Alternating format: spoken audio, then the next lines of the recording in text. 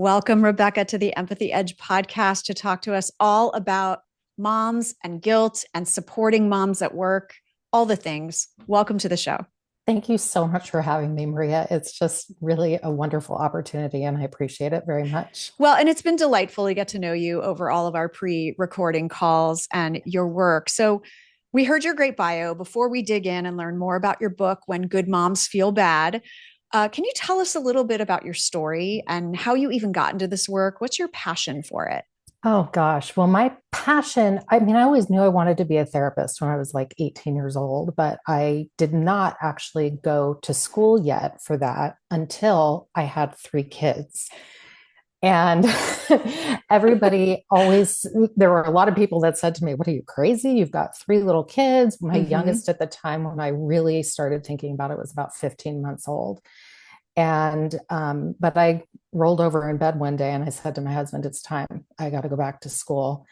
And the reason for that is that I knew that moms needed more support.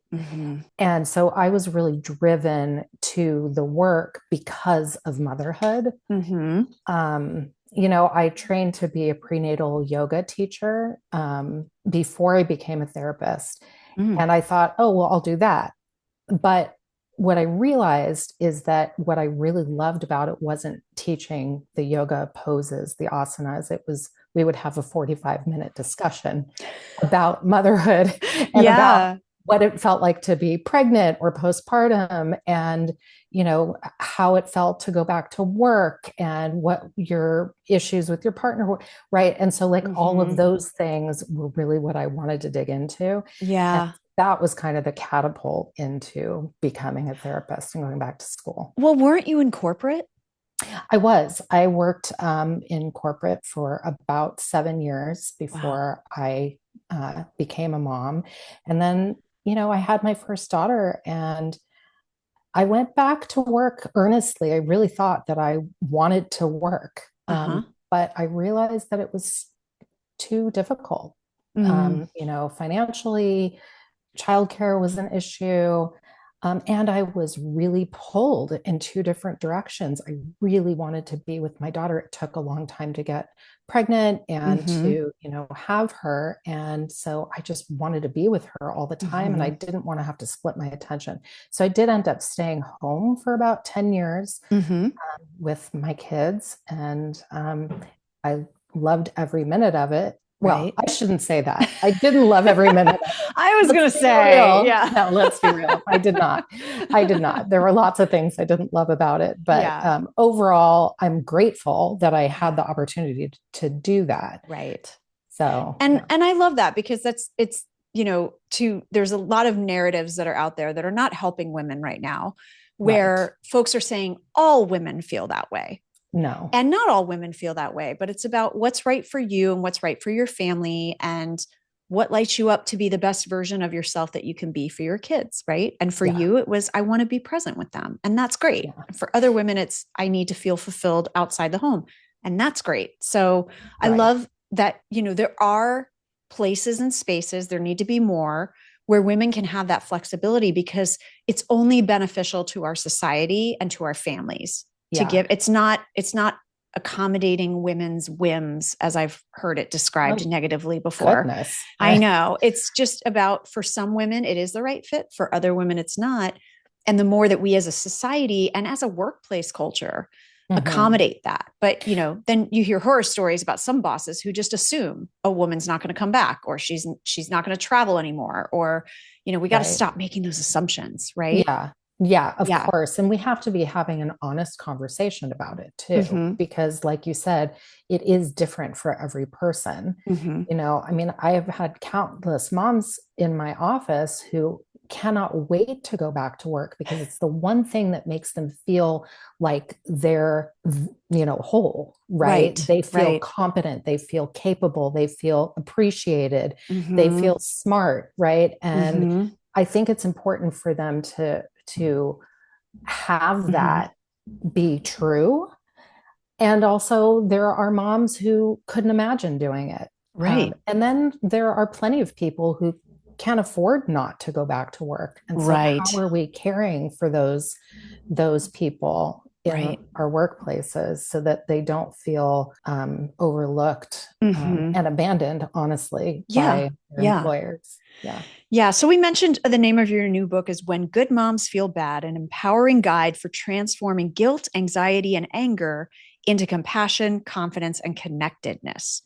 So you in your practice, like you said, you work with a lot of moms. So give us a sneak peek behind the scenes of like why moms feel like they're failing.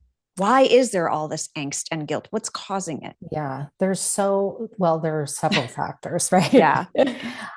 There is sort of the society at large, right? That there are lots and lots of messages that moms are getting about how they should be, how they should look, how they should act, Mm-hmm. how they should parent.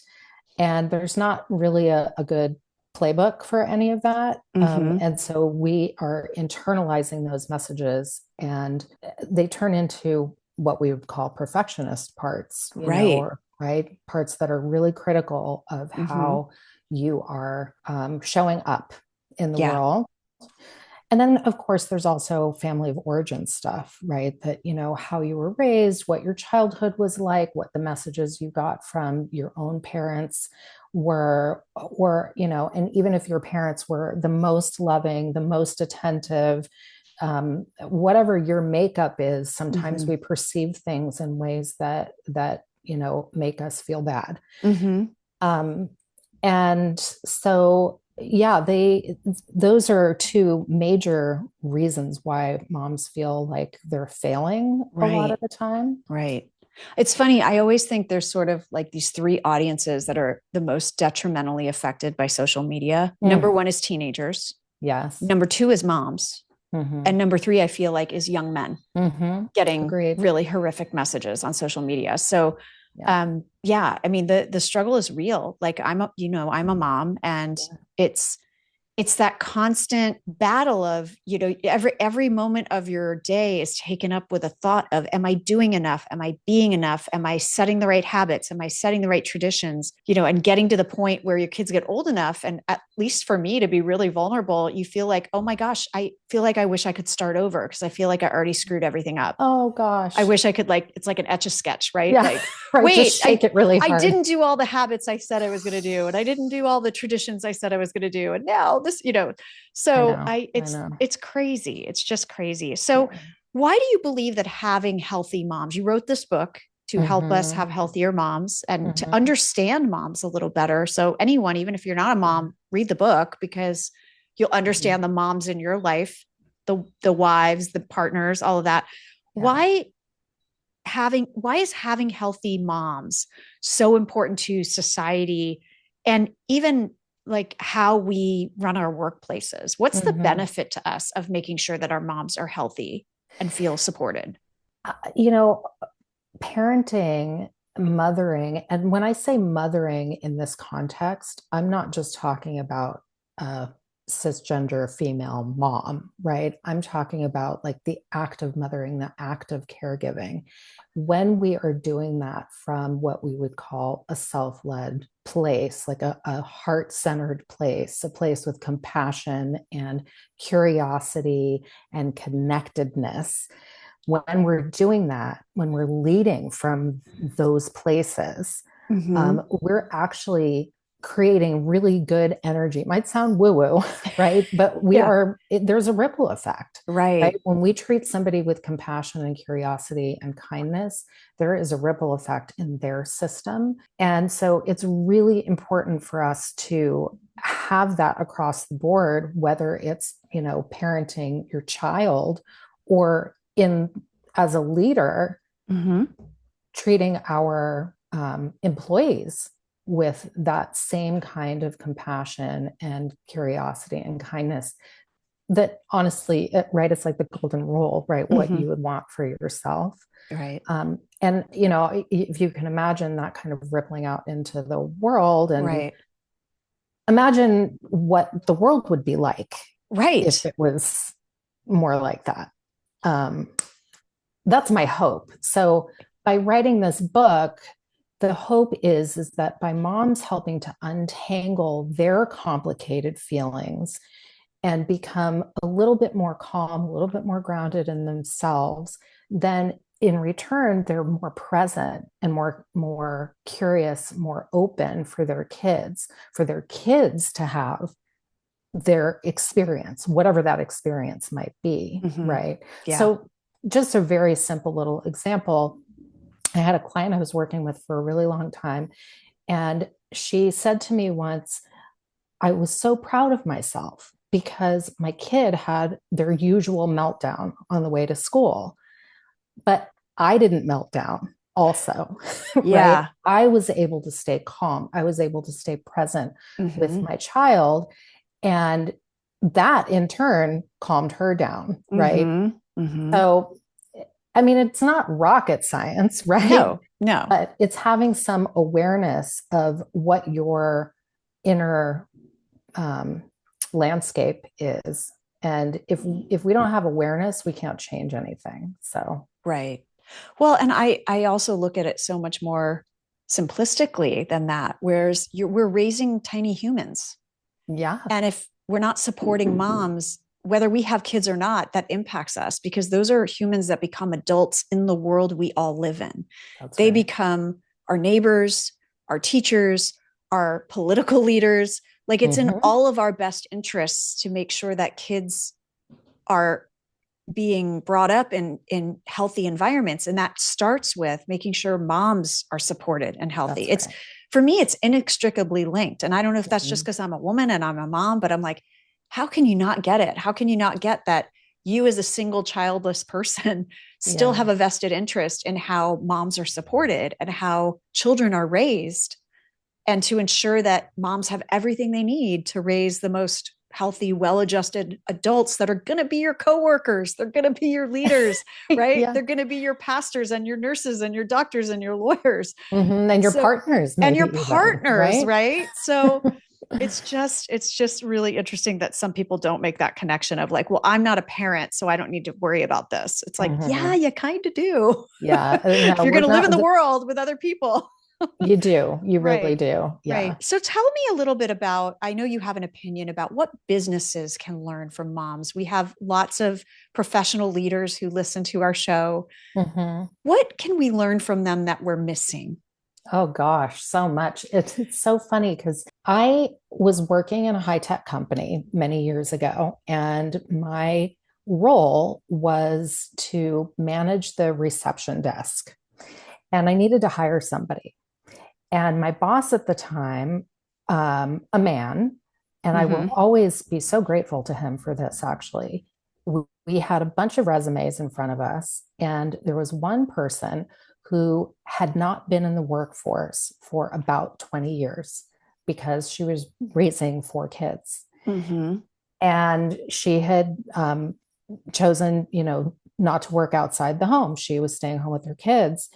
And I remember saying to him, and I was, I don't know, 23 at the time or something. I said, well, she doesn't have any experience.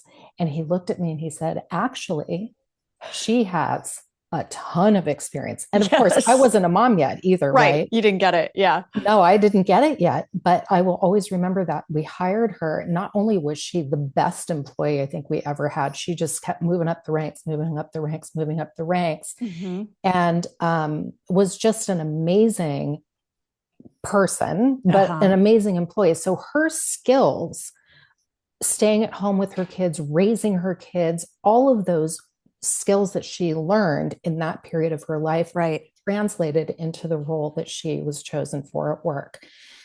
And that was a huge life lesson for me, Yeah. A, to be open minded and curious, and B, to, be able to see the forest through the trees in a Mm-hmm. way. Mm-hmm. And, don't count moms out. They are working their tails off, trying Right. to be everything to everybody, to care for everyone. They have parts of themselves that are planning things and organizing things and, seeing things that don't exist yet, but Yeah. they can see Coming them down the anyway. horizon. Yeah, Yeah. exactly. The pitfalls and the opportunities. They're Yeah. strategists, right? Yeah. Moms are visionaries and strategists. Well, And and adaptable ones. because Very much. no 2 days are ever the same. So if you want someone Mm-mm. who's adaptable, who can think on their feet, who can multitask, who can communicate with different Yes. constituents, who can negotiate well, like Amen, all of sister. those things. I mean, I'm not saying every mom is great at that, but like for the Oh, most part, those are the skills you do end up developing as a mom. yes, being flexible and being Yeah. able to pivot, right? Yes. And those are things that leaders really need in their employees, in their senior staff, right? They need Yeah. to be able to pivot. So, yeah, hire a mom. That's the net we're trying to That's the say. net, yeah. I love that. So tell us about your modality. You work with moms, and also this can actually help leaders in a modality called internal family systems. Mm-hmm. So can you tell us how that helps keep us in relationship with each other instead of being detached and also just defensive and activated all the time? I Mm-hmm. know it stems from your work with moms, but you definitely have an angle to this of like how this kind of thinking and approach can benefit leaders as well, because it's sort of any human who's in charge of other humans, right? Yes, moms are leaders. They're Yeah, leaders, of yeah, course. They're leaders of their families. So yeah. share that with us. What's that all about? Yeah. So the concept of internal family systems and this modality of therapy was created by Richard Schwartz. And his philosophy is that we are all made up of many different parts of ourselves. So, Mm-hmm. for example, one part of me really was excited to come on this podcast with you and have this conversation. And then maybe there was another part of me that was a little nervous or like, oh gosh, what's she going to ask me? What am I going to say? How am I going Right. to come on? Right. All of those parts actually have good intentions and they're necessary in your Mm-hmm. system. So we're talking about the internal system, what's going on inside of you.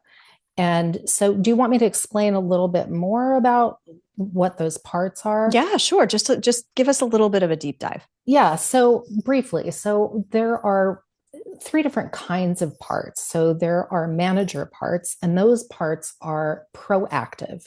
They are the ones that are planning things for you, or organizing things for you, or making sure that you stay out of pain by being proactive.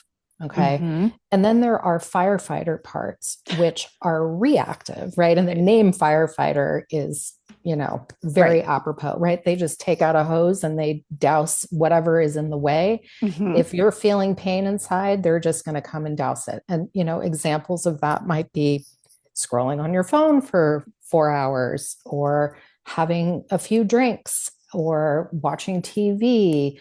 My firefighter can be ice cream because I love ice cream. Right? I Sometimes mean, it's a some firefighter are and sometimes it's necessary. not. Let's But be real. No, I'm just kidding. well, that's important too, right? Yes, Sometimes exactly. it's not really like a firefighter. It's not a Right. vice necessarily, Right. um, and then those parts are really trying to protect you from feeling pain. And those Mm-hmm. parts that feel pain are what we call exiles. Those are often sort of little kid-like parts that are inside that hold beliefs like I'm bad or I don't matter. Um, the shame Mm-hmm. essentially, right? They're Mm-hmm. holding the shame.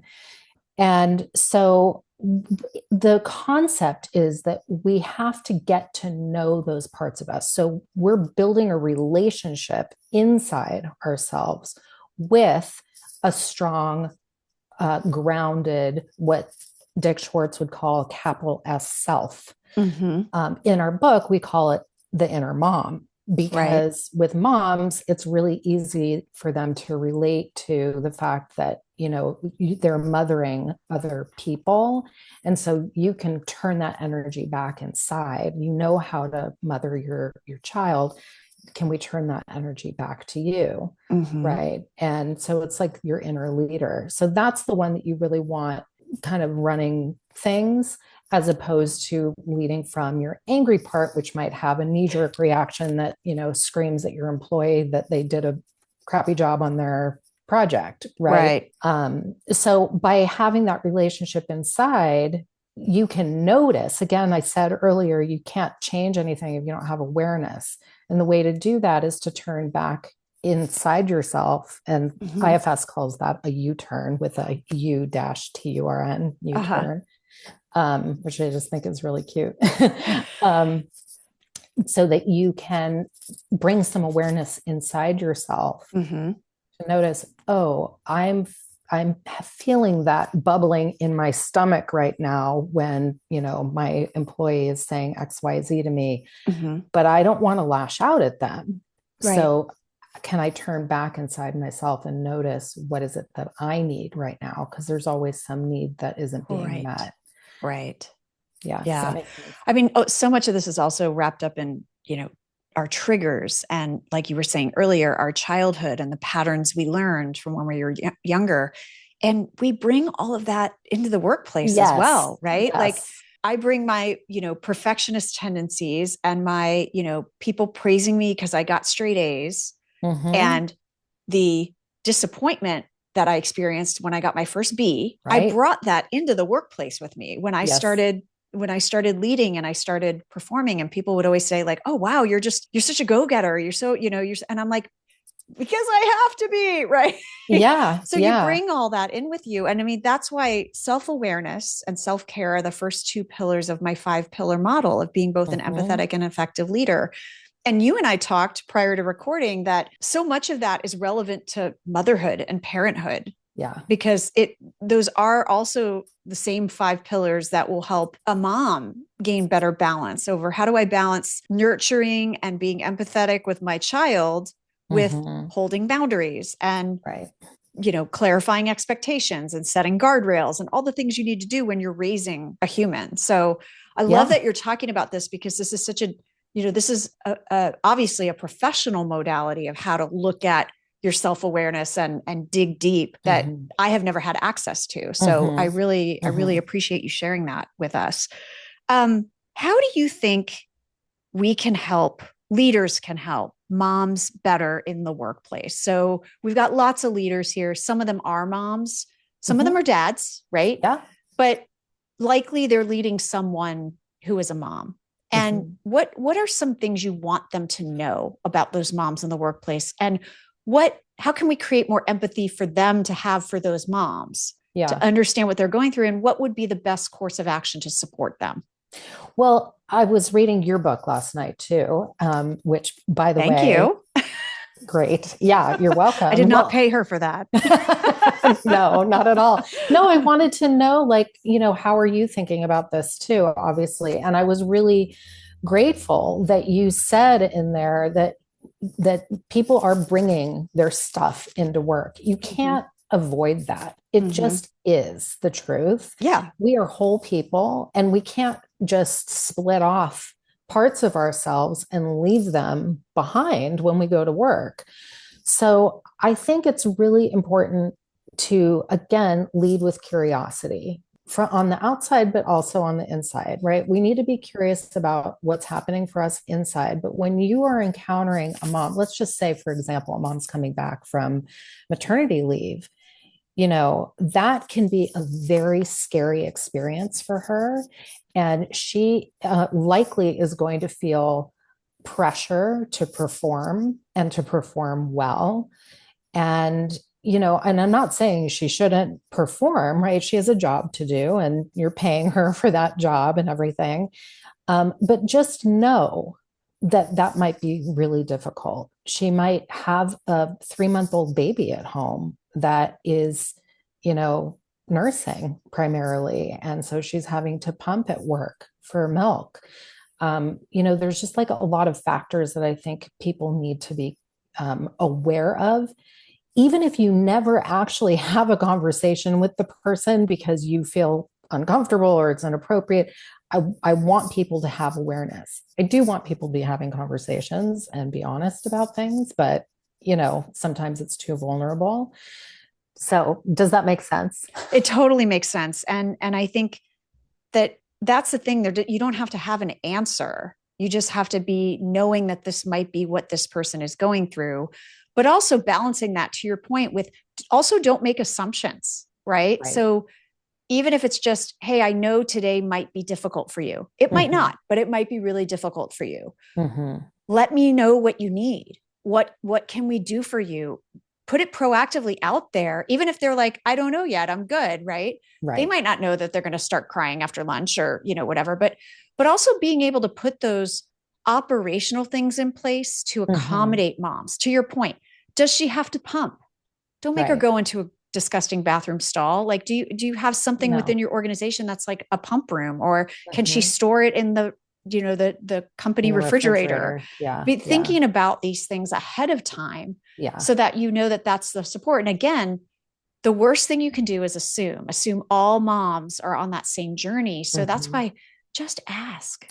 And also know what your resources are Yeah. inside your company. And even outside your company would be helpful, right? There is Right.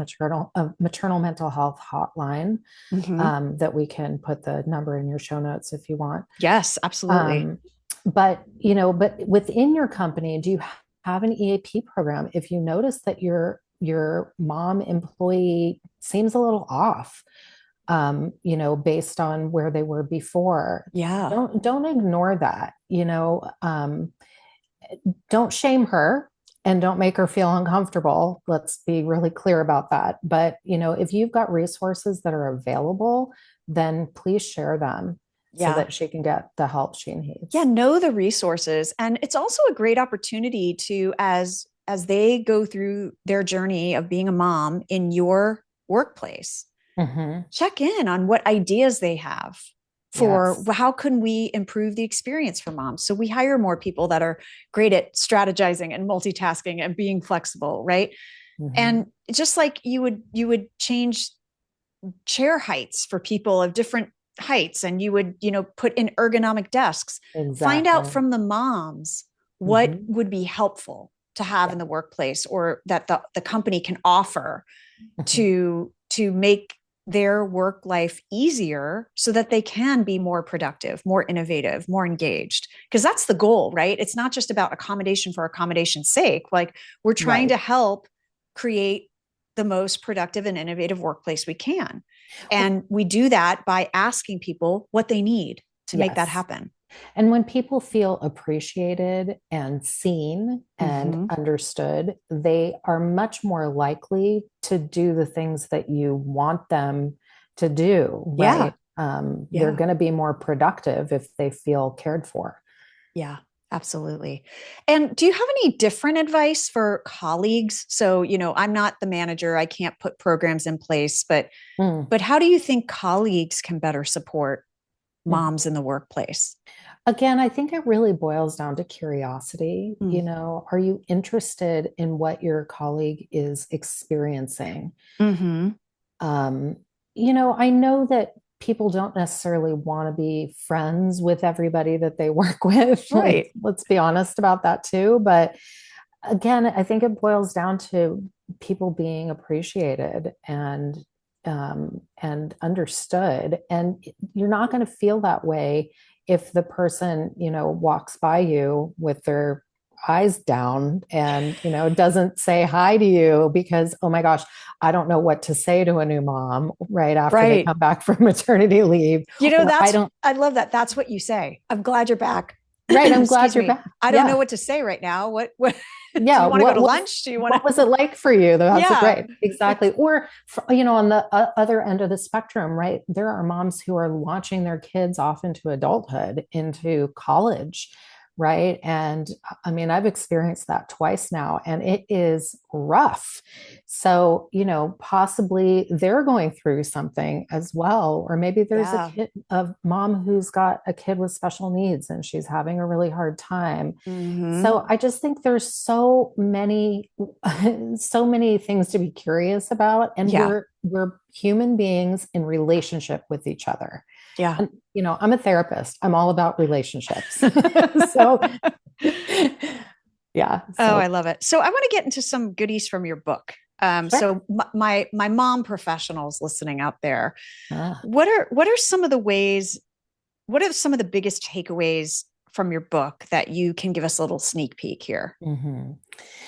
Well, I think the biggest one truly is that quote unquote good mothering is really about having a good relationship with yourself. And so take the time, the opportunity to understand yourself a little bit better. That's really what this book is about. It's about helping moms untangle their complicated feelings and helping them understand how that came to be for them Mm-hmm. in a very accessible, gentle, non-shaming way. Mm-hmm. We don't want to perpetuate more shame in the world. There's just too much of it. Yeah. So we want to acknowledge that becoming a mom comes with a lot of complications. Mm-hmm. And, sometimes it's hard to become a mom just at all. But also, as you're parenting, your kids are going to throw things at you that you never expected them to throw at you. Right. And sometimes it's like looking in a mirror and it's activating. And so, you know, really getting to understand how that affects you is Mm-hmm. important work, not just for you, but like we said earlier, for your kids ultimately. Mm-hmm. Yeah. And everyone around you too. Yes. So I have not had a chance yet to pick up the book. I can't wait to get my hot little hands on it. But for all of our listeners, can you share what's one of your favorite stories or golden nuggets or concepts from the book? Yeah. Well, one thing that I keep coming back to over and over again is this concept of the good mom, bad mom loop. Mm, So, moms are constantly kind of thrown into this loop, which can be really uncomfortable. mm-hmm. And it's, set off essentially because we have these polarized parts inside of us, right? So, like we were saying earlier, there is one part that feels one way and another part that feels another way. And they tend to be a little bit at war with each other. So, in the book, we call that team kid parts, or those are quote unquote your good mom parts, right? Mm-hmm. Because those are your parts that are solely focused on the kids.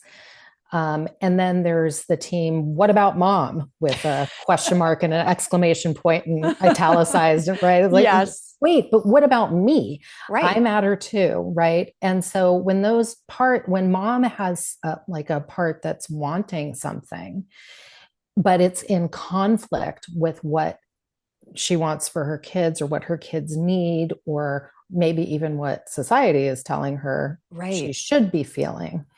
Um, she kind of gets thrown into this loop, and it can be really uncomfortable and send her into shame if she reaches that breaking point, right? Mm-hmm. However, there is a way to not reach the breaking point. And that's what I was talking about earlier about turning back inside yourself and noticing, okay, what is it actually that I need right now? And can I give that to myself? Right? Yeah. Sometimes it's just as simple as I need a snack. I didn't eat lunch, Yeah. right? Yeah. And so I can't think clearly when I haven't eaten. But I just fed my kid, and now I'm just nibbling on the rest of their leftover You're eating the macaroni and mac and cheese cheese. over the trash as you're about to compost it. Yeah. Right. Hypothetically speaking, I've never done it. Hypothetically. Yeah. No, me neither. I didn't eat the rest of my daughter's toast this morning for No, breakfast of at course all. not. Of course not. Yeah, but so there is a need. There's some need that needs to be met there. Right. And also sometimes it's just that there's some grief present, that there is something that has changed, that maybe you've lost in the identity shift into motherhood. And since Yeah. we're talking to people who are working too, right, the identity from a person who works and is not a parent into the person who works and is a parent, that's Yeah. a huge shift. And there may feel like there are some losses that come with that. Yeah. So, bringing that grief out into the light instead of having it in the dark. When it's in the dark, it turns into shame, and that's Yeah. again not what we want. Well, speaking of that, something that I describe, which is not in your clinical terminology, but I call it the emotional whiplash of motherhood, especially when your kids get to an older point. My son's 11. Mm-hmm. And it's the like them meeting you and wanting you and being nice to you. And then 10 minutes later, they hate you. You're awful. You're the worst. Like just having to deal with a creature that Yes. is putting you through that mentally. Yes. It's a lot. Like it's like, okay, I 15 minutes ago I felt great about our relationship. And Mm-hmm. now I'm like, oh my God, I'm the worst mother in the world. I've scarred him for life. He's going to be a Right. sociopath. Oh Like I God. can predict, you go down Yeah. this rabbit hole, right? Um, I call that the spiral of doom. it is the spiral of doom. And but Yeah. just like I am fortunate enough that I get to work for myself. I've worked from home since 2008, but I used to be in corporate. And I Mm-hmm. honestly, I would be a little bit like, I need a minute if that was, if I had to go into a workplace with other people all the time and Yes. navigate those relationships and that Yeah. those politics and all of those things. So having not that women and moms can't, but Mm-hmm. having that grace for them of like, this is a little peek into what's going on in their lives right now. Like, Yeah. Yeah. so yeah, maybe if I'm a little snitty in a meeting, that might be why, right? And that's Right. why I'm a huge proponent of groups that can bring that joy into their team, bring that ability to know each other as people, do the Mm-hmm. level set at the beginning of a meeting, just say, how was your weekend? How was your day? So maybe the moms can say, you might want to stand back a little bit today because here's what I'm going through with my kid, right? And then nobody's making assumptions about why people are reacting badly to good ideas or they're getting snitty or they're getting, short tempered. If we can Yeah. just be honest with our teams that we're working with every day of just like, here's my check in for today. I'm Mm-hmm. actually going to need a wide berth Mm-hmm. today. Right. Right. And also then respect the wide berth. And then respect it. Right. Right. But Don't cross also, the but also boundary. be able to Yeah. say, oh my God, I had such a great weekend with my kid. We did this, we like connected. Like, wow, okay, that person has a little bit more capacity. So Mm-hmm. maybe we can count on that person a little bit more today. But if Right. we don't do those check-ins with each other as human beings in the workplace and get out of our like, we just need to discuss business at the Yes. meeting. Well, I think you make a good point because one another little thing that I think is really important is slowing down Yes. because we are, I'm going to make a wide, broad generalization here because I live in Silicon Oh Valley, yeah. but we are go, go, go, produce, produce, innovate, innovate, keep it moving at all costs. Mm-hmm. And that's not actually how humans function. Right. And so when we're in relationship with each other, we need to actually slow down so that we can see and hear and feel what the other person is experiencing or how they're showing up. Mm-hmm. And sometimes, it doesn't mean that you've got to take 15 minutes, No. but just a breath to slow down a little bit and notice, Yeah. oh, what is actually going on here? Does this person need something Yeah. that they're not getting right now? Yeah. I mean, I see that all the time in both my parenting and sometimes in work Mm-hmm. relationships where I so want to jump to the solution Yeah, because of it course you do. because it alleviates my stress. I Mm-hmm. don't like not knowing. I don't like being in limbo. So I want to jump right to the solution, the conclusion, the main point. And that means sometimes I exhibit behaviors like talking over people, making assumptions about what they're about to say, and I Right. I see it more starkly with my Mm-hmm. kid. And luckily I Mm-hmm. have a kid. I have raised a kid to use his voice and he uses it. He's like, "Mom, stop interrupting me." I'm like, Right. "Okay, you're totally right. You're totally right." But I was so stressed because I didn't have capacity that I was trying to solve your problem quickly so I could get it off my Yeah. to-do list.